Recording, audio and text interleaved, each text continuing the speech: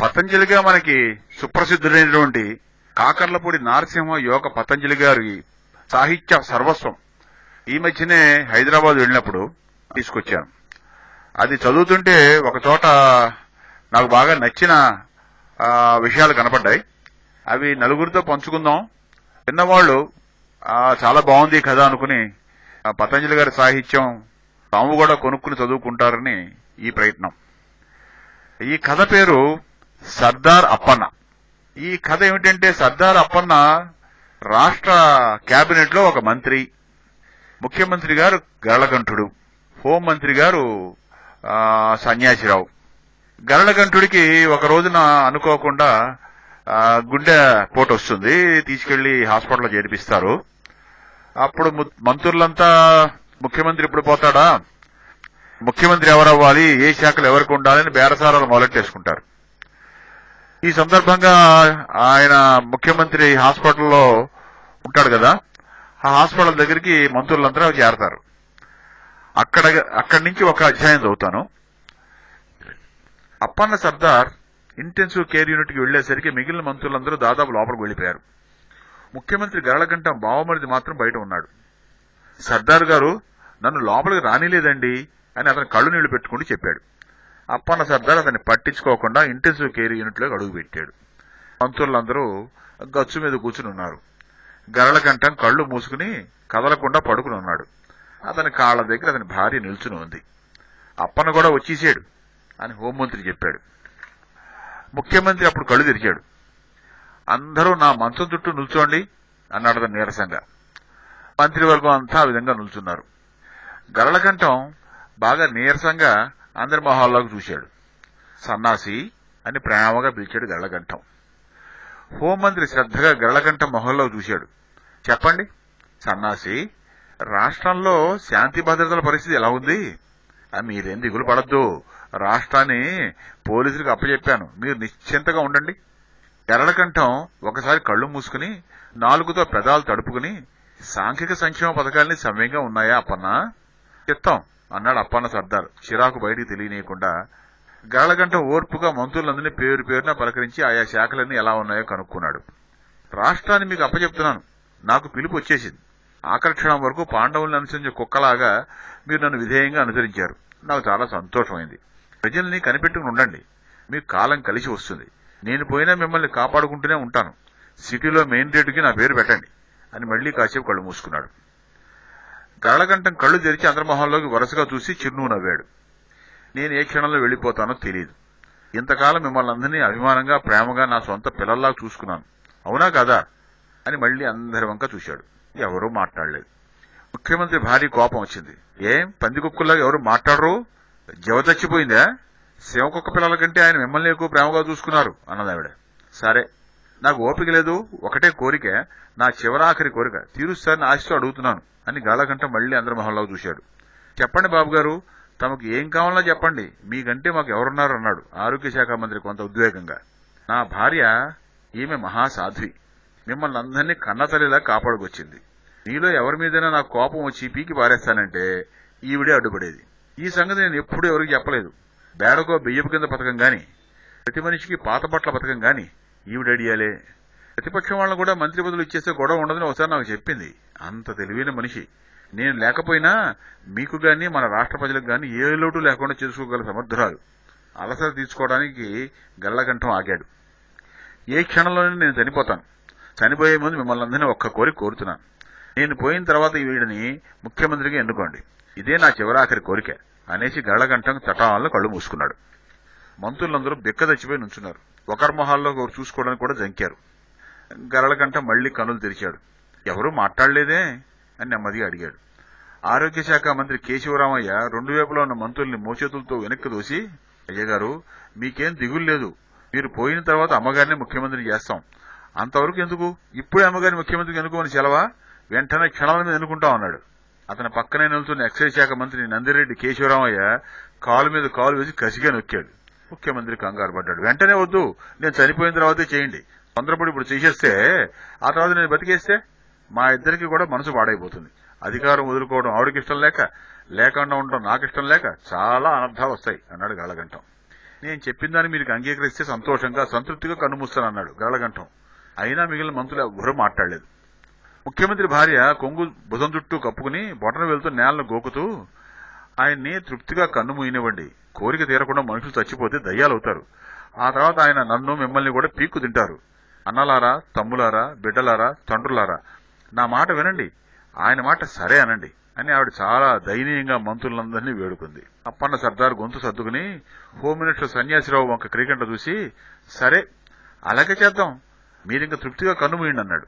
సన్యాసిరావు అడుగు ముందుకు వేసి చేతుకున్న గడియారంగా చూసుకుంటూ, మరో 5 నిమిషాల్లో పోతే మీకు పుణ్యలోకాలు దక్కుతాయి, రాష్ట్రానికి కూడా శుభం కలుగుతుంది. 5 నిమిషాలు దాటిపోతే దుర్ముహూర్తం వచ్చేస్తుంది, మీకు నరకం, రాష్ట్రానికి కీడు అన్నాడు. అటుపైన మీ ఇష్టం అన్నాడు రామచంద్రం. గరళకంఠం కళ్ళు మూసుకున్నాడు. ఎక్కువసేపు మాట్లాడటం వల్ల అతనికి ఆయాసం వచ్చింది. ఆయన చెప్పిన దానికి అందరూ ఒప్పుకున్నట్టేనా, ఎందుకని మంచిదని సత్యవతి అడిగింది. ఒప్పుకున్నాను తల్లి, నేను స్వయంగా వెళ్లి గవర్నర్తో మాట్లాడి ప్రమాణ స్వీకారం కోసం ఏర్పాటు చేయిస్తానన్నాడు అప్పన్న సర్దార్ చిరాకు బయటికి కనిపించకుండా. గరళకంఠం గాబరాగా కళ్ళు తెరిచాడు. అప్పుడే వద్దు అన్నాడు అతను. వెళ్లనివ్వండి, ఈ లోపల ఏర్పాట్లు అవి జరుగుతాయి, మీరు పోయిన తర్వాతే నేను ప్రమాణ స్వీకారం చేస్తాను, అంతవరకు ఇక్కడే ఉంటాను అంది ముఖ్యమంత్రి భార్య. సన్యాసిరావు నవ్వాడు. మహాసాధ్వి అని పక్కన నిల్చున్న అప్పన్న సర్దార్ చెవిలో అన్నాడు. అప్పన్న సర్దార్ సన్యాసిరావు భుజం తట్టి, మేమిద్దరం గవర్నర్ గారి దగ్గరికి వెళ్లి ఓ మాట చెప్పొస్తాం అన్నాడు. నేను చనిపోయిన తర్వాత వెళ్లొచ్చు కదా అని గరళకంఠం చిరాకు పడ్డాడు. సత్యవతి చువ్వున లేచింది. చిరాకు పడతారెందుకు, వాళ్ళిద్దరూ ఏం పొరపాటు చేశారు, మీ చివరి కోరిక తీర్చడానికే కదా వెళ్తున్నారు అన్నది. గరళకంఠ నిస్సహాయంగా కళ్ళు మూసుకున్నాడు. అప్పన్న సర్దార్ సన్యాసిరావు ఆ గదిలోంచి బయటకు వచ్చారు. కొత్త ముఖ్యమంత్రి ఎవరో చెప్పారా, అనంతపురం ఎడిషన్ కి టైం అయిపోతోంది అని ఓ తెలుగు దినపత్రిక చీఫ్ రిపోర్టర్ నాగార్జున అడిగాడు. సన్యాసిరావు గాని అప్పన్న సర్దార్ గాని మాట్లాడలేదు. వరండాలో గుమిగూడిన శాసనసభ్యులను, ప్రతిపక్షం వారిని, అధికారులను, విలేకరులను తప్పించుకుని అప్పన్న సర్దార్ సన్యాసిరావు ముందుకు నడిచారు. మెట్ల దగ్గర ప్రముఖ తెలుగు పత్రిక చీఫ్ రిపోర్టర్ సింహాచలం కనిపించాడు.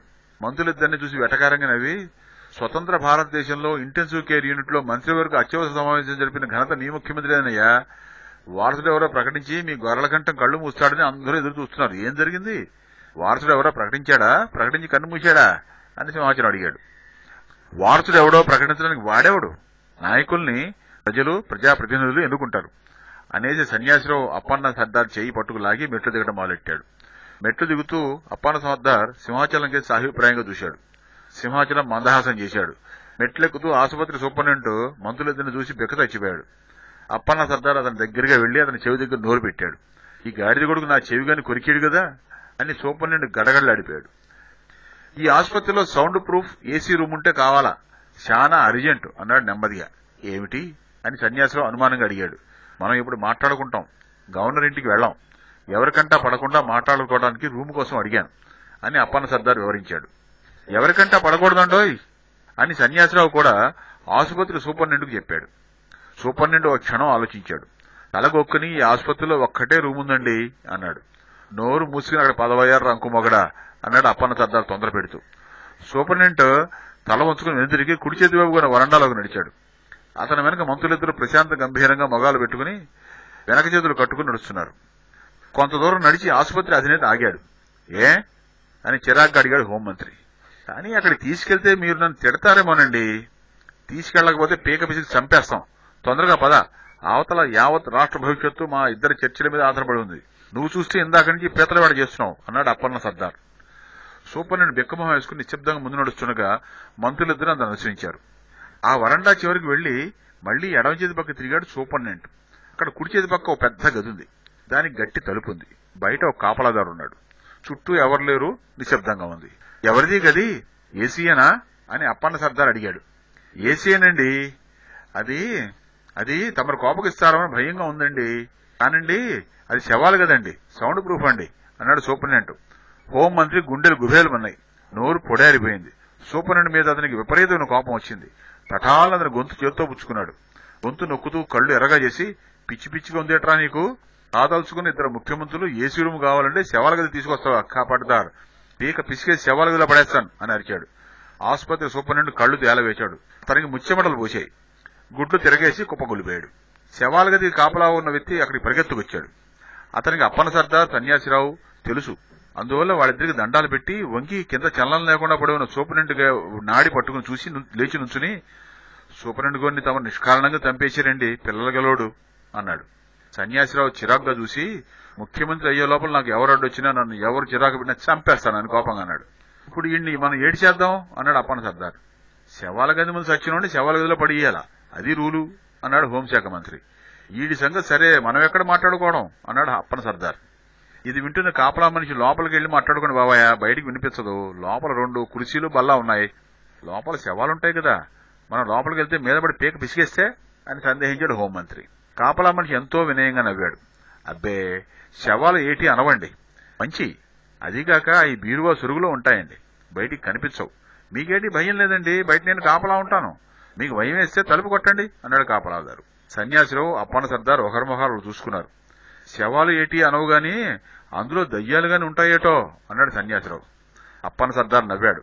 లోపల దయ్యాలున్నా మనం లోపలికి వెళ్తే అయ్యే బయట పారిపోతాయి, రావయ్యా బాబు, శవాల గదిలోకి వెళ్ళడానికి జడుచుకుని ఉత్తపోసుకునే వాడికి పెద్ద కుర్చీ ఆశెందుకో అన్నాడు. సరే అయితే ఈయన్ని ముందు ఆ గదిలో పడి, ఇలాగ జరిగినట్టు ఎవరితోనో నువ్వు చెప్తే ఎన్కౌంటర్లు అంటారు చూడు, అందులో నేరస్తులు చచ్చిపోతుంటారన్నమాట అన్నాడు హోంమంత్రి. కాపలాదారు ఏమీ అనకుండా సూపరింటెండెంట్ ఎత్తి బుధాన్ని వేసుకుని శవాల గదిలో పడేసి వచ్చాడు. వచ్చి తలగొక్కరి, నాకు అనుమానంగా ఉందండి, సూపరింటెండెంట్ చచ్చినాడో బతికే ఉన్నాడో తెలియడం లేదండి, ఎందుకైనా మంచిది డాక్టర్ని ఎవరినైనా. అక్కర్లేదు రావయ్యా అనేది సన్యాసిరావు ముందు నడిచాడు. వెనకనే వెళ్లిన అప్పన్న సర్దార్ తలుపు మూసి లోపల గడియ వేశాడు. లోపల చల్లగా ఉంది. ట్యూబ్లైట్ వెలుతుల్లో శవాల బీరువా ప్రశాంతంగా కనిపిస్తోంది. 2 కుర్చీలోనూ 2 కూలబడ్డారు. ఇప్పటి వరకు పతంజలి గారు రాసే శైలి ఎవరికైనా తెలియదేమో, వాళ్ళకి తెలియజేద్దామని ఈ ప్రయత్నం.